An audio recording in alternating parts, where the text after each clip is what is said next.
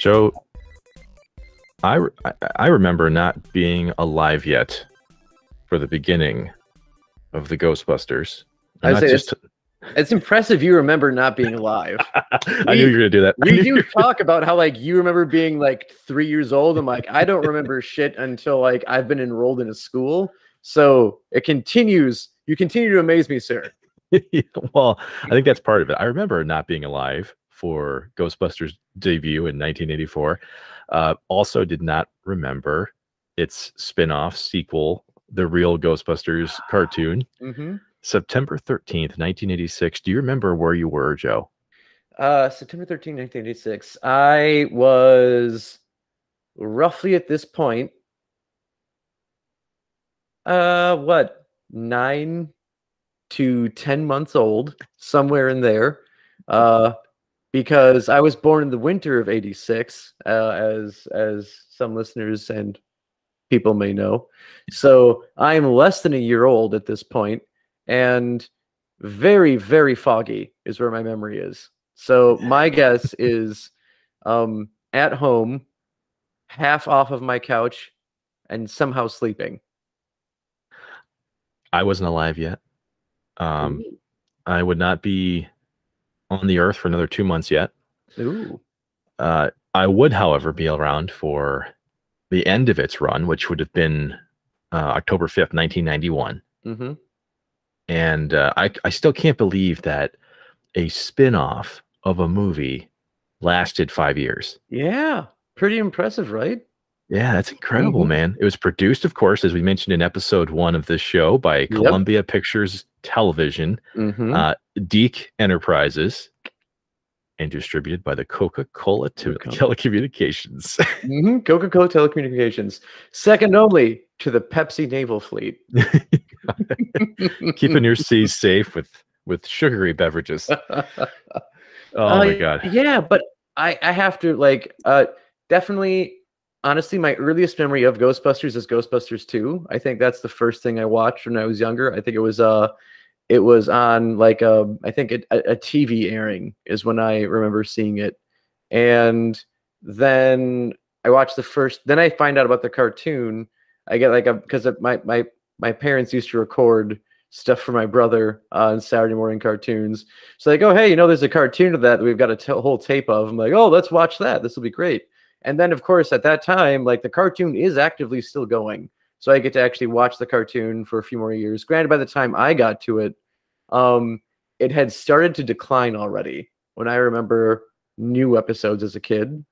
Yeah. Because the original run was the Real Ghostbusters. It would Mhm. then get rebranded as Slimer and the Real Ghostbusters later on for seasons 4 through 7. Yep, because Yeah. basically they decided that kids were no longer interested in being like scared anymore because that was like when you watch the original cartoon, there are some legitimate creepy characters in that Yeah. for ghosts. And like that again, that was the idea. Like they should be ghosts, they should be scary. And this will draw the children in. Yeah. And it did for a while there. It was working. Yeah, I remember being creeped out. I mean, there's a couple things like I like to say that are really going well for this series. First off, the voice actors are some of the most legendary. Oh, Lorenzo Music, who unfortunately, the voice of Garfield, who would pass away. But you have Maurice LaMarche, Frank Welker, Megatron himself. Yes, Ray Stantz. Is right. Yep. Arsenio Hall, who beat out Ernie Hudson for the voice of Winston. Yep, because Ernie Hudson was told he doesn't sound like Winston enough. Yeah. But Columbia, he's like, but I am Winston. Yeah. Yeah. Well, Lorenzo Music would be popularly replaced by Dave Coulier, and that would be from I think. Yeah, and it's like, who does Arsenio Hall get replaced by? Is it Buster Jones? Maybe Buster Jones might be right. I think Buster Jones is who it was, but I am trying to remember. I think that's who I remember seeing in the credits because I watched the damn show so many times. I think it was him though. But yeah, you're right though. I mean, it was such a creepy show. I know a lot of people who got freaked out. I mean, well, I got freaked out by any character on the show who had like that gasping voice. Oh If you yeah. remember, Oh. spoke like this. Mm-hmm. Anyone who spoke like that freaked me out as a Oh kid. yeah. Yep. My favorite character definitely had that. I guess my favorite character, my favorite villain, definitely had that on the show, and that was their rendition of the Boogeyman. Um, he started with a very very like raspy voice with that, and then they I don't want to say lightened it up for his second episode, but it was definitely more. I feel like more gravelly than raspy. When you have Yeah, the Boogeyman returns, as opposed to the Boogeyman cometh. yeah, Um, yeah, which their concept of the boogeyman was fantastic in that show. He's got the creepy goat legs, an undersized body, and by undersized body, it's still a fairly big body, but then just a massive head and a huge jaw with these big sharp teeth, uh, yeah. a crazy mullet going on. It was the '80s, you know. There's the 80s. They had mullets. It was a thing. I assume he had an IROC somewhere in his dimension that he drove around. It was a big place. Um, but yeah, God, I just remember it was this weird thing where that episode creeped the hell out of me as a kid, and I loved it. I kept coming back every time. I'm surprised I didn't wear that tape out with how much I watched that one episode over and over again. I mean, the stakes were high. You Mm-hmm. know, they're on his turf, Yep. right? It's like total like Monsters Inc. vibes, right? Like Mm-hmm. they go into his plane and they're figuring things out. Yep. And in that episode, isn't that the one where they like chain the proton packs together to create an explosion that They seals do, yeah. him? Which, Yeah, of course, like the obvious like hole in that idea. I mean, they do it because like they have to do something big to actually close the boogeyman off. So because yeah, the argument they have in the show is he's not a ghost, so he can't go in the trap. yeah, And because it's a kid's show, we're gonna throw out the fact that these are nuclear accelerators that to just burn him to a crisp because he's not a ghost. yeah, Um, and just say like the stuff hurts him, it'll push him back, but we have to figure out something else because we can't trap him. So the idea is lock him in his own dimension so he can't get out anymore. And the first time they use the proton packs in his dimension, they become fireworks. So they're still kind yeah, of explosive, but they're not nearly the power that they would be back in the real world or our dimension. yeah. So when you chain them all together and then you set them off with the ghost bomb that they have, why isn't it just more fireworks? We're not gonna. It was. We're not gonna get too into that because it was the No, '80s. It was yeah, a it's weird the 80s. time, Yep. you know. Mhm. Uh, and and I mean, most of the issues solved in the Real Ghostbusters was just reversing the polarity. Yep. That was it. Yep, reverse the polarity. But things that the show does, like I love that it does kind of it takes place between Ghostbusters 1 and Ghostbusters 2 for the most part. Yep. And even then they take some liberty with that because you've got um I think Citizen Ghost is the episode where they refer to the original movie because in this episode it's really cool where it starts as a flashback to right after they take care of Gozer. So they come in the jumpsuits from the movie, the all Yep. tan jumpsuits that they have, and then the Covered in firehouse marshmallow. covered in marshmallow. The firehouse has the roof blown off still, Yep. and Janine's like, "Oh yeah, by the way, I forgot. Like because all the stuff that went down with Gozer, your new jumpsuits came in." Yeah. And then it shows like, oh, this is how they get the more colorful jumpsuits. It's kind of it's a fun little nod to that, or explanation as to why they why they look different in the cartoon. Yeah. But then it turns out that they were supposed to destroy the old jumpsuits because of all the residue left on them and all of basically its Gozer remains. So it still has a charge to it from Gozer that they need to get rid of it. And this was Peter's job. And Yeah. Peter being Peter didn't do it. So like in the middle of the night, suddenly the box starts like shaking and glowing, and then the suits just start getting up out of it and start walking all by themselves, and suddenly you get these ethereal spectral versions of the Ghostbusters themselves inside of the suits, and they start moving around. And this is one of two references to Gozer in the show that I can recall. And the other Yeah. one is they use the Stay Puft Marshmallow Man in Yep. like a parade or something. Yeah. And so they have to pull him out of the containment unit, even though like, well, they blew him up. He's a massive like puppy dog though. Yeah. He's not the manifestation of Gozer anymore. No. He's just like a dude you'd invite to a party to help bring the keg in now. Yep, pretty much. He is basically for our friends of the podcast who've watched The Suicide Squad. He's King Shark as a massive Stay Puft Marshmallow Man at this point. Yeah. So those are two Gozer references we get to the show. So those are the closest connections we get to the movie. And then Ghostbusters 2 comes out later on in the season. So eventually Lois Tully does make his way to the show. He does. Believe. Yeah. Yep. He does. And I'm trying to remember how many episodes he's in, but he's not a lot. Yeah. The thing I thought was really interesting about the Real Ghostbusters was that it does give some extra character development to people that, I mean, take it or leave it for some, but for me, like I actually thought it was kind of cool. They had some heartfelt episodes. Yeah. Was it the one? There's this one where like you know how Peter's always money obsessed and like but there's that one episode where they go to like an old lady's house and like he just sees something in her that reminds him of like, you know, whether it was his mom or something, and like he does the job for free. Yep. And it means a lot to him, and like and you can tell that like he's going through something. Yep.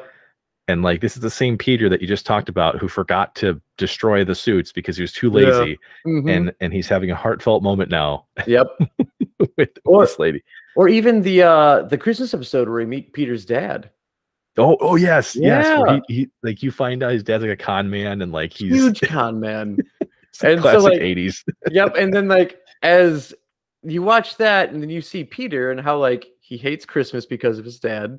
Yeah. And for as bad as sometimes you can think Venkman can be, for like, yeah, he's obviously just in this to make money. That's always been his thing.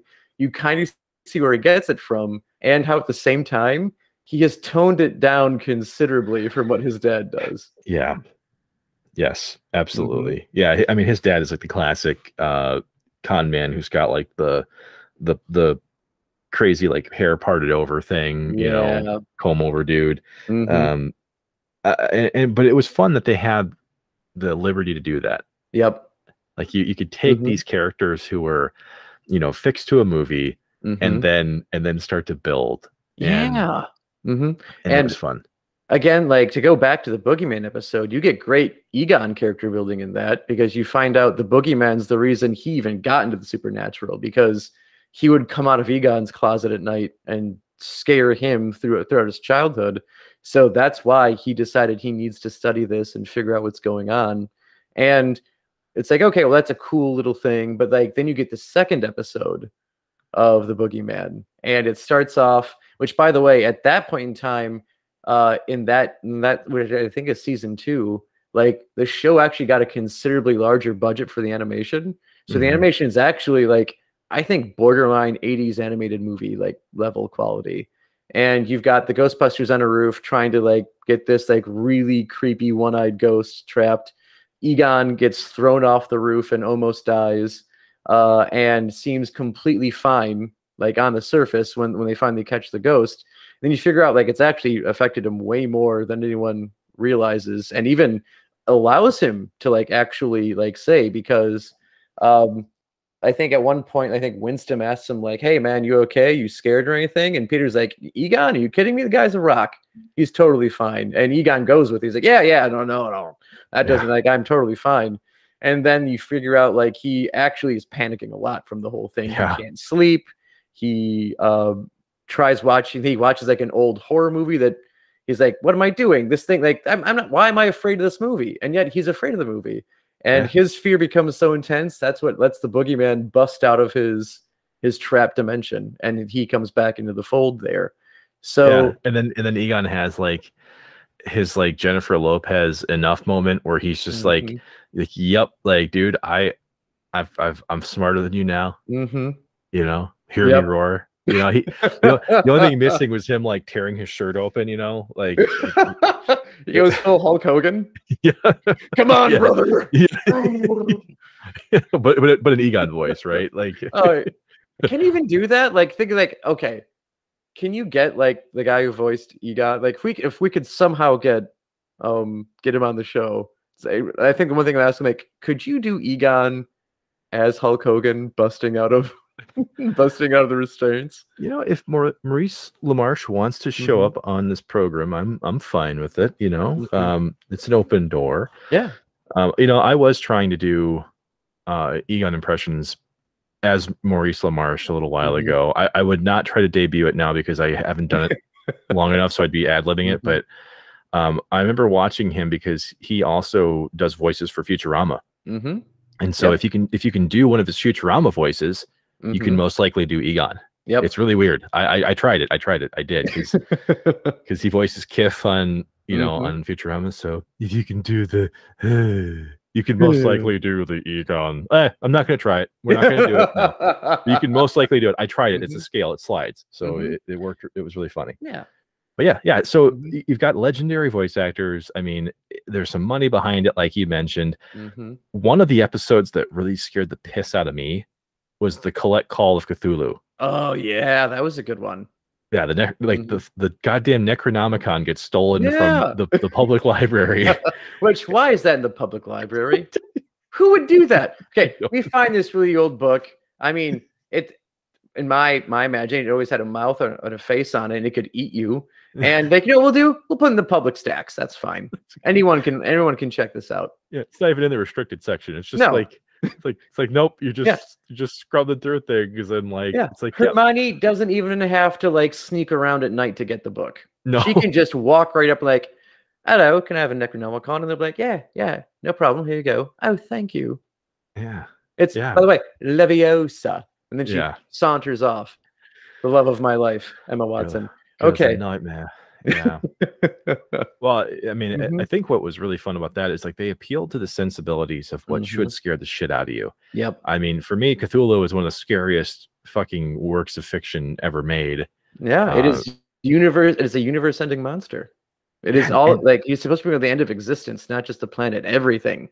Cthulhu and he lives in the depths of the sea. Like, no. I don't want to read about that. I don't want to watch it. And then as a child, like I'm like, you know, this is 4 years old, Mark. Like I've mentioned in previous episodes, this kid's still occasionally shitting himself. And then you show me fucking the Collect Call of Cthulhu, which by the way, Collect Call 1987, 88. Like Collect Calls are still a thing. Are they still a thing? I wonder that too. It's like, really? No, they were then. Oh, they were then, obviously. Okay. Yeah. It's like now it's like no, like because like if there's a younger portion to our audience and you're lost in the Collect Call thing, it was a thing in the 80s where you could do a Collect Call, and that way I think you did a Collect Call, they eventually charge you for it, but you could scam it because you could do a Collect Call and then it would go to the person you want to talk to and they would tell them, hey, you're getting a Collect Call from this person, and at that time you were able to record your voice to say it was you calling, so they'd know whether or not to accept the call.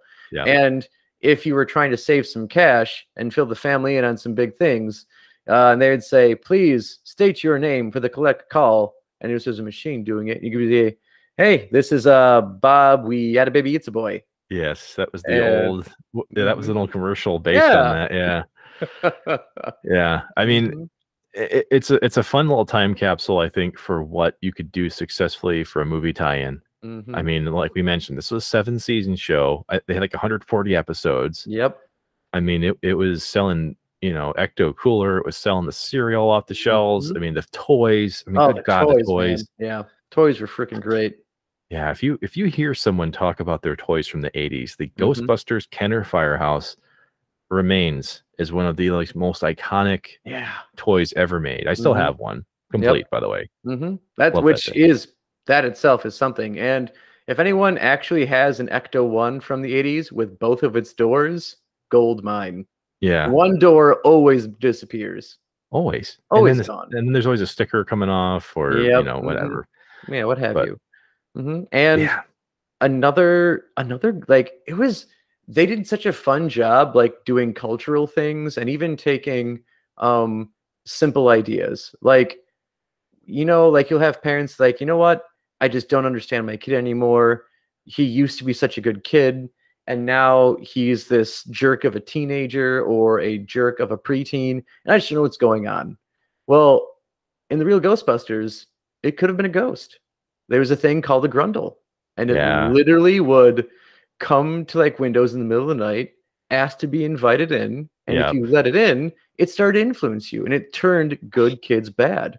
And which also one creepy episode when you see like a kid, because that's another thing, because if you are influenced by a grundle long enough, you get turned into a grundle. Yeah. So, and which was a fun concept that made its way into the sequel series, The Extreme Ghostbusters, which you won't get too much into in the side stitches. I think we could do maybe a season 2. We can do a side stitch on The Extreme Ghostbusters, which as dumb as the title sounds, honestly, that's the only dumb thing about that show. But you know, it was the late 90s. Everything was extreme. That was just the name was simply a victim of the times. The show itself was quality. You saw Extreme and you just thought, oh yeah, this just got another extra dusting of sharp cheddar on it. Okay, no big deal. You know, in which case, selling point for me. I'll take the extra dusting of sharp cheddar. But yeah, they have a character from that show had an experience with a grundle when she was a kid. It took one of her friends. She never saw him again, and they even talked to the grundle from the original cartoon, which is a cool thing from the Real Ghostbusters. But by the way, speaking of the Real Ghostbusters, we haven't said why it was called the Real Ghostbusters and not just Ghostbusters yet. Oh yes, the story that's as old as time. That for those in the know, they all know this story. They all do. But yeah, one of the issues of the Ghostbusters in the very beginning was that, believe it or not, the name Ghostbusters was not an original term. No, it was actually being held by a little thing called Filmation's Ghostbusters, which was a very, very different program. Different. Yep. It involved, I think it was 2 dudes, maybe in trench coats, with their handy sidekick. Someone who, by the way, you would, when you hear this, you're going to think, hey, that's not ridiculous. They catch ghosts all the time. And some of you won't. You may think it's ridiculous. Their sidekick was a gorilla. Yeah, and he would bring them clues. He'd bring these guys clues. That's how the show would get kicked off. That was like the whole thing. It was like, hey, our giant gorilla who wears a hat. I think he had suspenders. He probably had suspenders. Yeah, this dude would come on up and just kick off every episode. I remember, I think my parents were confused because the first Ghostbusters VHS they bought for us was actually Filmation's Ghostbusters. They had seen the movie, obviously. It was like, pop culture phenomena. But they made the mistake, and so they bought us the Filmation's Ghostbusters VHS. And what's even weirder is that before it was a cartoon, it was an attempted live-action show with a dude in a gorilla suit. Yeah, 1975, I think. Yeah, and I think the only reason they even made the cartoon was because the movie came out for Ghostbusters. There was an idea to make the cartoon. Filmation's like, wait, we still have the license to that name. Let's just do something to keep the license going. And so they produced the cartoon almost out of spite, to be honest. And it came out the same year the Real Ghostbusters did too. They were both out in 1986. Yeah, and so I mean, it was clearly that. Yeah, so Columbia TriStar is like, well, son of a bitch, we've already got this thing rolling. What do we do to keep it going? So they put down the Real Ghostbusters just to basically slap in the face of Filmation. It's like, yeah, you've got Ghostbusters. We've got the real ones. Yeah. Which as kids, we were all like, I'm fine with that. It works for me. Yep. You give me ghosts, you give me the busters, done. That's all I need. So yeah, like, and you can find, actually, I was gonna say, you can find, I think you can get the whole series in like a steel book for like 20 or 30 bucks off of, I think Walmart sells it for that. If you're okay with going to Walmart, I know some people don't like it, but if you're like, you know what, I want to get into the show, but here's the deal, Joe, I don't like spending money at all, which is why we listen to your program, because it's free. And if you're in that boat, they actually have them up for free on YouTube right now. And it's not like there's a dude in his basement saying like, no, I'm taking the man down. We're doing, you can't stop the signal, guys. I'm putting Ghostbusters on YouTube. No, it's actually through Columbia TriStar. Yeah, I think it's just the official Ghostbusters channel. They've got, I think, at least the first season, the full first season up of the Real Ghostbusters, and the entire series of the Extreme Ghostbusters, because I think that only got one season, unfortunately. But yeah, so if you want to get into it, like, you've got the first season up there, and if you want to get more of it, you can either, go and buy the DVDs, or if you're not into the classic thing of physically owning stuff, Amazon Prime, I think, sells the episodes or sells it by season, so you can have the whole series digitally if you really want. Well, what's nice about that was, for the longest time, you couldn't get them anywhere unless you had the original VHSs, or I think Time Life released a DVD collection that was like shaped like the Firehouse that you could get. Yeah. And even then, that didn't have every single episode, I don't think, because there are some like lost episodes that they still put on there that like weren't completed or something. Yep. So for the longest time, yeah, like the Real Ghostbusters was like just not out there. Yeah, it was hard to get.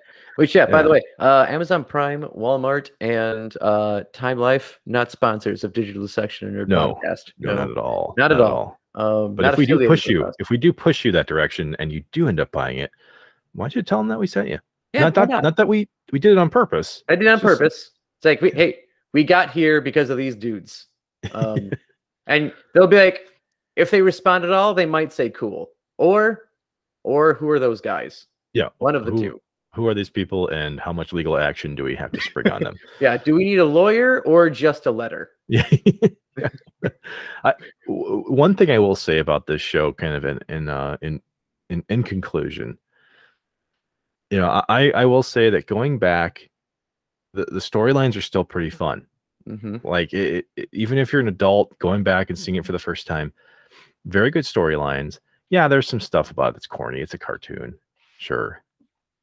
But I think the funniest part about this show is the fact that it was the 80s, and they have so much 80s music that they made just for the show that plugs right in there. I mean, it's like I'm wearing jorts all over again in a hot pink, tank top, watching that. One thing that also was great about this was the amount of ridiculous 80s merchandising that happened for this show. One thing that you can't see, that I'm going to show Mark, that I'm sure he is aware of its existence, but may or may not have had himself, was one of these for your car. Oh my God. Yeah. So Joe is showing me the Real Ghostbusters collapsible sun visor that you can attach to your window. So that way your babies, who are big fans of the show, pointing right at me, don't get sunburned in the car. And they can publicly announce to everyone that, hey, they ain't afraid of no ghost. And you know what? I'm fine with it, because this is the thing that pretty much kept everybody focused on Ghostbusters to get a sequel. I mean, it's not that it didn't really need a ton of help, because, like I said, pop culture phenomena, but its place in history, I think it goes down as maintaining enthusiasm for an IP that could have easily died on the vine. Oh, absolutely.